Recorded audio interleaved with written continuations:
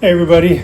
So here's a retirement fail that I knew about, I planned for, but I completely still underestimated. I was completely blindsided by a series of major expenses that all happened in the same month.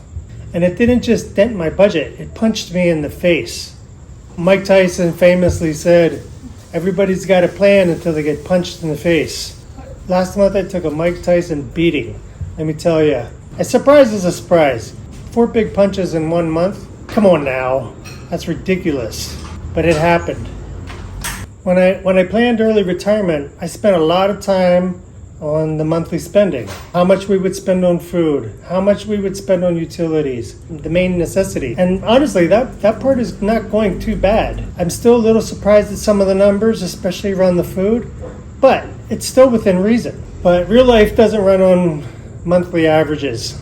I knew the first few months would be pricey with some big one-off costs. We were settling in. We just moved back. Repairs/upgrades. We knew we were going to join the gym. I had health insurance to pay for the year. But I thought the worst part was actually done. By March, I was expecting somewhat to be smooth sailing. There was going to be a few more one-offs throughout the year. But I never expected to happen what happened. April came, and so did ghosts of the past. Ghost expenses, I call them. The first one was a tax bill. I knew I would probably pay some taxes, but tax accountant contacted me and said to brace for at least $10,000 in taxes. And I was like, what? How did you get that? Fortunately, I'm not too stupid with the numbers, and I told her to check a few things, and she was able to bring the bill down to $2,700. Thank God. So what would have been a catastrophe ended up being, a couple punches. And then she billed me earlier than she normally does for the tax preparation. And not only that, she billed me for 2 years. And I double checked it. She had forgotten to bill me for 2024 tax preparation. And every year I have to remind her, send me the bill. And she usually sends it late. So I kind of count for it later in the year. This year she sent 2 bills over $500 in the same month as the tax bill. I'm not sure what changed on her part. She never told me she made a mistake in her calculations. So that was the second ghost of the past. Third ghost of the past, my wife and I got married last year while we were still living in Thailand. So turns out last month, charge for $550 shows up on my card. And from that particular caterer, and I'm like, what? I instantly thought it was fraud. After several weeks of going back and forth, I contacted the vendor and we sorted it out. They forgot to hit the send button on the machine to send the transaction to the bank. Long story short, it was an error on their part, but still, I had to pay the bill. So it was their fault, my inconvenience. That was another $550 bill in the same month. And then my wife and I took a trip to visit her family, and when we came back, there was a funny noise in the engine, and so we ended up having to replace the fan, and the mechanic said I need new brakes. So that was another several $100s. And then we also had the continuing problem of the city water not coming to the house for 2 months now. So I've had to pay a premium to have water delivered by a truck to fill up our tanks every week or two. That's about $30 a pop. Second to that, we had another person come and take a look at the pump to understand why it kept running constantly. And I said, I think there must be a leak.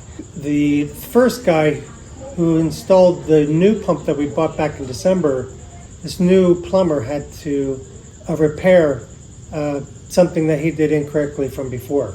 So then the heaviest hit of all, we made a 14-hour drive to visit my wife's family in the South. It was planned, but the budget was underestimated. The first punch, we made the trip when fuel prices in Laos were at its peak. 51,000 kip a liter, or over $9 a gallon. It's more than 2.5 times what it was just a month before. And fuel was scarce, so we had to keep topping up the vehicle whenever we had an opportunity. Ironically, fuel prices dropped by 25% just a few days after we returned from our trip. So we really hit that window perfectly for the worst time to be traveling like that. The second punch to this trip was my wife ended up in a pretty bad motorbike accident on the first day we arrived. We had to rush to the local clinic, which couldn't help her with anything, and then rush her to closest hospital an hour away to get x-rays. It was bad. So there they cleaned her up, they stitched her up, they gave her some meds, and we went back to the house, and basically we spent 2 weeks sitting in the house melting because she couldn't do anything. She was almost completely immobilized. When we returned to Vientiane, we did a follow-up MRI just to make sure there wasn't any more internal damage. I don't have outpatient insurance anymore. All of those costs came out of pocket. All the medical visits, all the cleaning up, all the stitches, all the x-rays, MRI, and she's even at the clinic now, and she's still not fully recovered, and that was a month ago. It was a brutal reminder of how fragile living on a moderate budget can be. And I know there's a lot of us probably doing it. Other expenses can kind of probably be worked out or even avoided or delayed or deferred. But a medical expense is a whole nother beast. So none of these expenses were reckless. Individually, they're manageable. When you stack them together in 1 month, man, it felt like the universe was against me. If you happen to believe in karma, I'm thinking, what on earth did I do wrong here? When you're working, it's kind of annoying, but when you're not working and this is the only money you have to live on, it can feel very, very threatening. I actually started looking for jobs when we returned because I'm thinking if this continues, there's no way this is going to last. I told my wife about that. She said, but we don't spend on bad things. We don't drink, we don't smoke, we don't party, we don't go anywhere. We only spend on good things. So we should be okay. And I had to explain, it doesn't matter if we spend on good things or bad things. In a way, if it's bad things, we can cut them out. But even if we're spending on good things, if it's more than you have, you're still going to run out of money. And that's the part that she doesn't really quite grasp. You can't make $1, $2. I'm good at math and I'm good at counting, but I'm not that good. She's kind of comes from that karma type belief background. But I told her if karma was real, she would be a billionaire because she's the sweetest, most generous, kindest person I know. So my mistake wasn't that I didn't plan. And again, how do you plan for surprises? It was underestimating how soon they would happen and that I would get hit by so many at one time. That's what was really shocking. So here's my take from this and the lessons learned. 1, keep track of 2 numbers. Keep track of your operational costs, your basic budget expense, and keep a separate list from the surprises, the one-off type costs. 3, go with a trusted individual when you're going to buy something, especially secondhand, and especially here, because they will tell you everything you want to hear just to unload anything relatively expensive and nice. Number 4, don't trust the inexpensive professionals. My accountant almost cost me more, a $10,000 plus tax bill, which almost gave me a heart attack. So sometimes paying a little more is worth the investment for more peace of mind and for more expertise. Number 5, always double check the numbers from the professionals. I saved at least $8,000 by pushing back on my accountant to recheck a few things. 6, follow up like a dog with a bone on late bills because they will eventually come and you will be responsible to pay for them regardless of how late they come. Be aggressive, hunt them down, and make sure they get paid. 7, have a chaos vault or an emergency vault with at least $1,000 in it. Regardless of the amount, the $1,000 that's already sitting there can still help contribute even if it costs more than that, especially if you're on a modest budget. I kind of didn't think of having that before. After last month, I completely changed my mind on having something reserved into a specifically there for an emergency. And then 8,